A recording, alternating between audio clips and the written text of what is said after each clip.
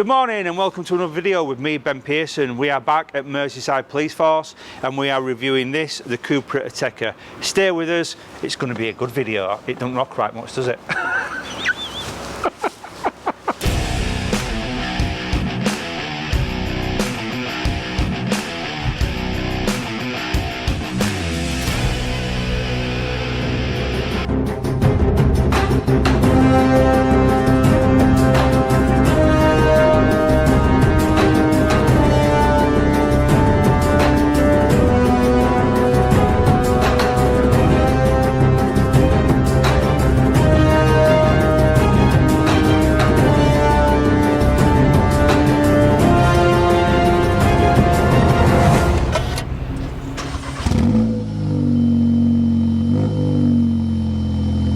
So this is the CUPRA ATECA and let's meet the gentleman that drives it. We've seen him in the Kia Stinger. It's Sgt Garreth Berry of the RPU unit at Merseyside Police. Gareth, how are you doing again? Hello mate, good to meet you again. Feels like I've just seen you just around the corner. It's like deja vu, isn't it? So, tell us about the CUPRA. First of all, what's it like and why the CUPRA? Because normally Leon's, but we're going in at CUPRA ATECA.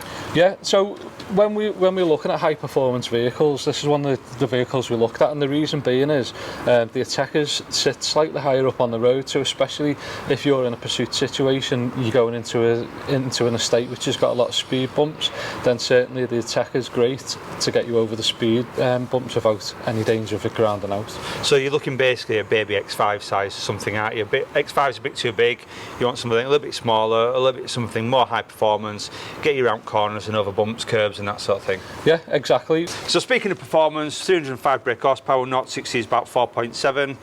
We're looking at 155 top speed, 400 newton meters of torque, somewhere around there. So it's a good pulling car. It's good for pursuits, it's good for traffic duties. Do you have any cons with it? We've talked about the pros, but any cons with it? Not really, to be honest. I think, especially because we look at them as the high performance cars, they're well managed and they're well maintained. So when they're working in partnership with your Leons, your ATECA, your Stingers, they all bring something different to the party. Yeah. It's like a good sort of group of cars to work with. So what you're doing is you're picking the best of the best to work with the best of the best, really, aren't you? Do you like that? A bit Top Gun-y, wasn't it? It was, yeah. So tell us what Matrix vehicle is then. Tell us what that does and why it says Matrix on the front. Okay, so the Matrix is almost like the brand name of part of the force. So the Matrix is made up of a number of different units. So you have your Matrix Disruption, you go out and do primarily all the searches, stop checks, your big public order events. You've got roads policing in that. You've got the Serious Collision Investigation Unit who are attached to roads policing. You've got your dogs, you've got firearms, and you've got a number of other sort of covert or investigation departments as well. So a specialist hub, op support, and everyone's under one roof, so to speak, and it's their specialised vehicle, is that correct? Yeah, absolutely. The whole idea with it as well is that everyone can work together, so if there is a big incident, then you've got all the different strands of specialities who can work together. Right, 2 questions. Number 1, is it fun to drive? And number 2, do you do anything to it when it comes out of the factory? Is it chipped? Is it remapped? Have you got anything extra on it that you shouldn't have? I'm not saying you shouldn't have, but is there anything on this vehicle that when it comes out it's not stock? Yeah, it's great to drive, it really is. Obviously, with it being petrol as well, it's instant power, it's nimble, it's light, it's high enough to get over the speed bumps. And you've already tried to get me on that question once. And unfortunately, I'm not going to. You're not falling in, are you? I'm not going to fall into that trap, and I'm not going to tell you what is or what isn't in this vehicle. You've heard it first here, Merseyside Police. We can't tell you what they do under the bonnet, but let's say they're very, very quick cars. So while I'm here, can I go around the other side and do the criminal test in the back seat, see what it's like when you're locked up, and how a criminal's going to feel when they're in the back seat? Fill your boots. Right, let's have a look at the criminal test. This is where all criminals go. Well, so first of all, driver's seat, again, it's what we call a normal operational seat position for your tap vest, someone of normal height, normal weight, and that's where it is. So this is the gap the criminal's going to have to get into. It looks quite roomy, actually. And again, 6'1", tons of fun. I'm going to say I'm 17 stone, but I'm going to lie, and you know what I mean. But yeah, so I'm in criminal test, arms behind back or arms at front, knees are against the seat, loads of headroom, seats are extremely comfy. So again, as far as I'm a criminal, I'm an 8.5 out of 10 on this bad boy. So yeah, very comfy.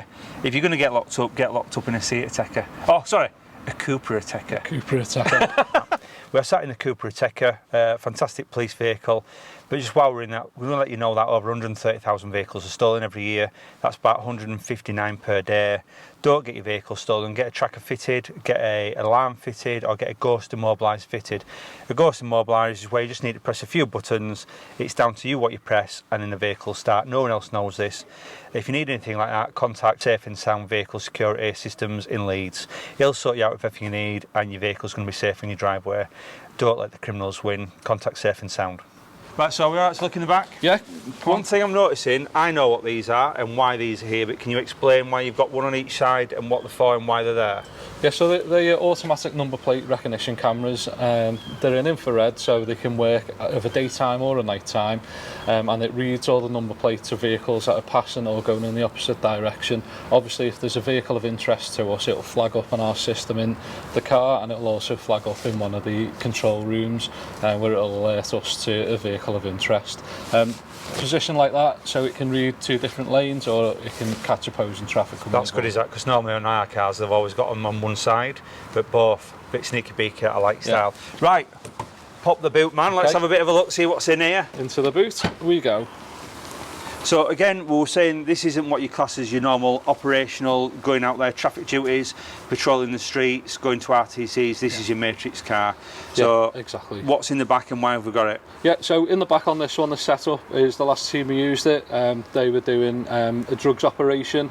They've got a search kit in the back, and the whole reason being is obviously if they arrest somebody with a large quantity of drugs, what they want to go and do is they want to go and search the premises or search the home address as quickly as they can to make sure they secure any further evidence. And we've got a search kit in there which it's got all your bits and bobs, your paperwork, your bags, everything you need to conduct a search of the premises in. Now I'm not fluent in any language, but I can't even read that. That says Sgt Garreth. What's that say? Right, we're in the CUPRA ATECA now. Gareth, go on, what can you tell? Because me, it looks like a spaceship. It looks... There's a lot going on here for members of the public that be looking at it going, what's all this do? Why is it like that? So first of all, I've noticed I've got a big screen encroaching on my seat. So what's this do? Okay, so as we talked about earlier with the ANPR cameras on the top of the roof, this is a screen, and if there are any ANPR activations, it can ping them up on the screen for us.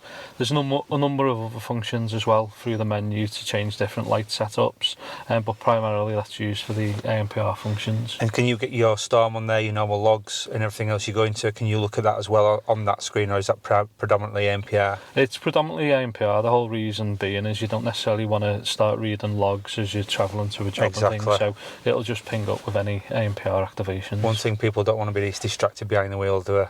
Correct. Especially coming up to Christmas now as well. We have more collisions coming up to Christmas. One thing I was going to ask you about, what's this drink drive thing that happens normally at Christmas, the drink drive campaign? So yeah, we have our yearly drink drive campaign called Operation Limit, and that's just when we send a lot more resources out and try and proactively target those who are drink driving or drug driving on the roads, especially coming up to Christmas. There's a lot more Christmas parties, there's a lot more people out, and you tend to find a lot more traffic on the road as a result of that as well. Can I just ask a question then? When people ask me, being ex-police, I'm going to throw out to you now, what is the drink drive limit? Because I used to say there isn't one. I just say, if you're going to have a drink, don't drive at all. So what's your view in regards to that? If someone were going to have a drink coming up towards Christmas, what's your view? So officially the drink drive limit is set at 35. However, I'm of the same opinion as yourself as well. If you're going to go out, if you're going to have a drink, leave the car behind. There's plenty of different ways to get home. There's buses, there's taxis, there's trains, or if you've got a friend who's a designated driver, then use those. Yeah. But like you say, you know, if you're going to go out and you have a drink, it's just not worth it, whether that's one drink or two drinks. It affects everybody differently. So if you have a drink, it could affect you less than somebody else. It all depends on how much sleep you've had, how much you've had to eat. Exactly. So the best thing to do is there's no strict gauge. It's just if you're going to go out and have a drink, then leave the keys at home. Brilliant. So tell us about your cockpit, tell us about your kit, Tell us about your spaceship. Okay, so again, similar setup we've got here. We've got a lot of buttons. This is obviously your normal standard screen that you have in any vehicle. However, next to that, you've got all your 999 response buttons, which again are within easy reach, so you don't have to be distracted and take your hands off the wheel for a great deal of time. You've got your matrix board at the top again, which I can display different kinds of messages. Best matrix one. What have you got on this one? What did you say? I think this one, probably my favourite one, is not to use your mobile phone. I like it. Good. Are we going to show us that in a bit then? I will do. Big bugbear of mine.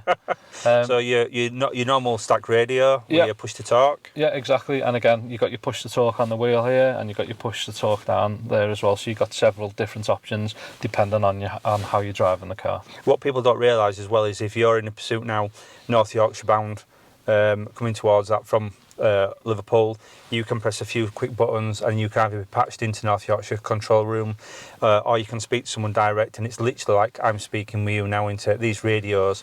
It's not like crackling like you used to have in the 80s. It's literally like me and you talking now, and you can be M62 towards North Yorkshire, M62 towards West Yorkshire, and all forces then can combine on one radio channel for the best results, for the best T-Pack, to get MPAS involved, dog units and everything else. Yeah, that's absolutely it. It is crystal clear, the radio signal, especially when we have OCGs travelling out of Liverpool or back into Liverpool quite often.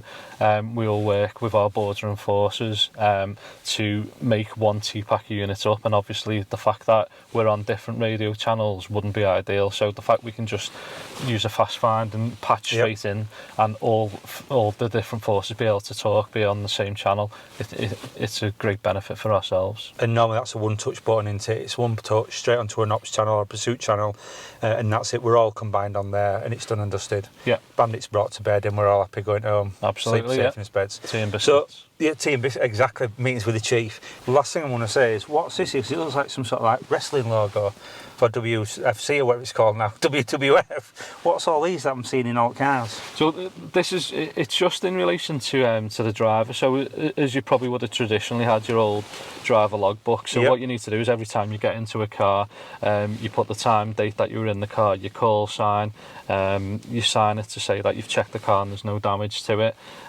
So we are still using those at the moment, but slowly we're getting onto cards. So all it'll be is when you get in the car, you swipe your driver card on there, and it sends a message through to the view system to let them know who is driving the car at that time. The comments we have when people just see that branding themselves, it's like they know straight away this is a serious car and they're not going to mess about.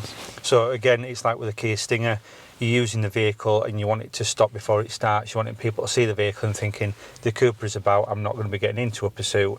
And again, it's about image on the road, making sure people are aware of who you are and what your capabilities are.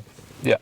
Right, absolutely. well, fantastic, Gareth. Well, once again, Gareth, thank you so much for letting me see you around your vehicle. No problem at all. I take it we're going to be having one more vehicle soon, aren't we? Yeah, I think we should bring one more out. The little brother of this one, or little sister? Yeah, the baby brother, I think we'll call it, yeah. Well, once again, Gareth, thank you very much. No problem.